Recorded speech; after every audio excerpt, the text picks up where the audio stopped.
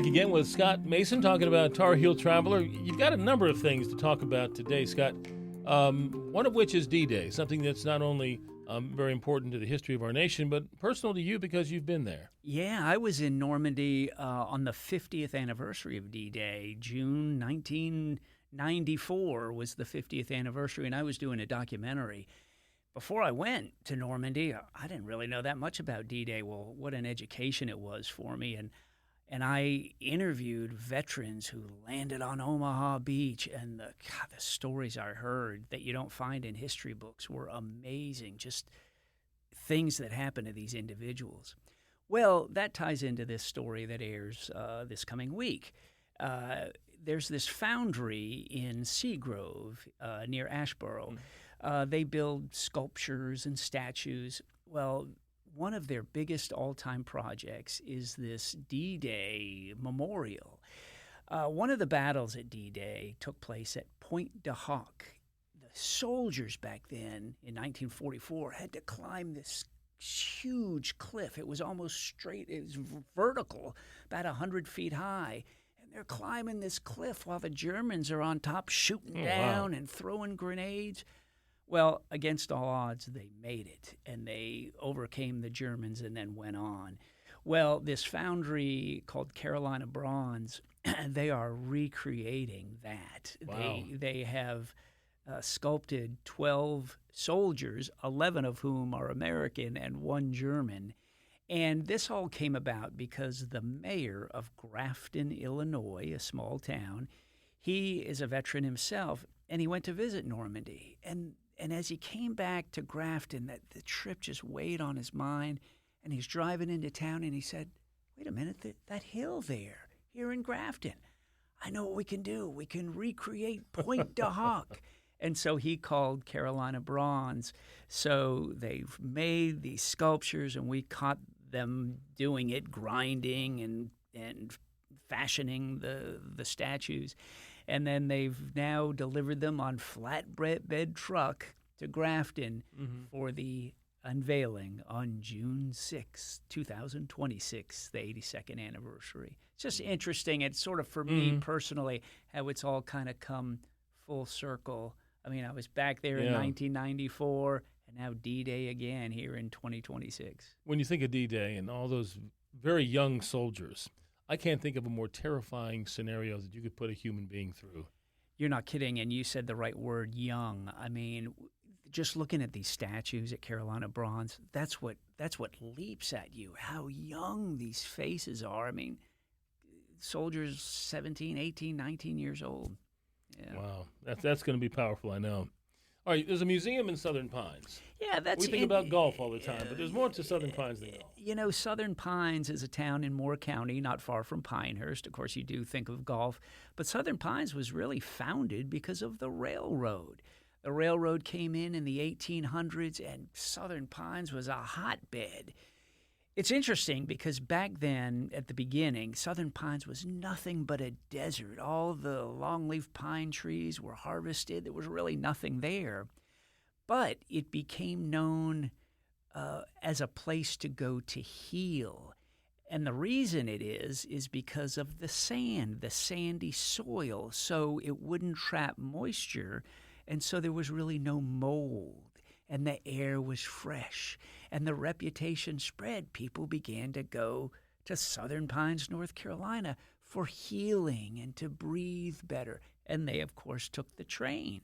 Well, Southern Pines is a pretty small town, but back then there were 7 big hotels in town. And so it became known as the railroad town. Interestingly enough, back then, the town was really founded by New Englanders who discovered this place in North Carolina.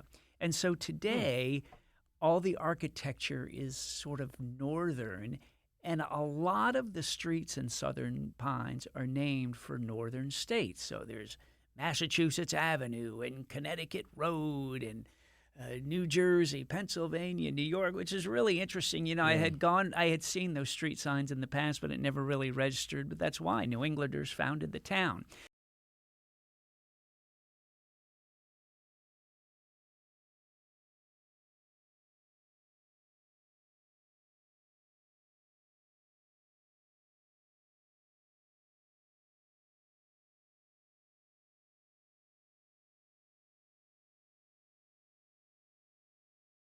Well, the update on the story. There's the old train depot built in the late 1800s. Well, decade by decade, it deteriorated, and Southern Pines was going to tear the thing down. The government actually stepped in and said, no, we should renovate these railroad depots. So they did. They renovated the depot. Now it's beautiful. But then they were like, well, the people of Southern Towns, well, what do we do with it now? Well, there's one man, his name is Jeffrey, and he's a volunteer, and he sits there at the Welcome Center. It was his idea to turn the depot into a Welcome Center and as a museum, as a railroad museum. So there's all these historic photos. It's really fascinating, and to see people back then all dressed up as they're waiting for the train. And so it's just really an interesting story, and Jeffrey is there every day watching for the trains that still come through today, mainly freight trains, but also a couple of passenger trains come through. So it's just kind of a story where this, not only of the history of Southern Pines, which I didn't know, but also of this depot that was kind of saved from ruin and now is turned into this beautiful museum, beautiful building. And really people from around the world come to Southern Pines, of course, drawn here by golf, but they always stop into the museum. That's fascinating. You know, kids have, I mean, I can see this being a great trip for some young kids. Oh, it would. And, you know, that area of Southern Pines is just, it's so well maintained, and you've got this old movie theater, and the architecture is really interesting. It's a great walking area. Yeah. Okay, so what else? Anything else on your plate that you want to talk about? Yeah, I wanted to tell you about this bakery. Man, I should have brought you some chocolates back. See? All right. There is this woman who grew up in Hong Kong, and, you know, her parents baked, and so she had sort of baking in her system. Well, she began to study at culinary schools like in Paris, and she studied in Switzerland, came to the States as a young adult, worked in restaurants in New York, and worked for some of the best chefs. Well, she ends up in Durham 18 years ago and starts this bakery called Miel, M-I-E-L, Miel Bonbons. And today she has this bakery in Durham. She makes some incredible masterpieces. I mean, cakes and pies and croissants and basically, she works by herself. She does have occasional help. It's amazing, Gerald. You should see Miel Bonbon. What she makes. And, in fact, she was so nice. Her name is Bonnie. She was so nice to give us some treats before we left.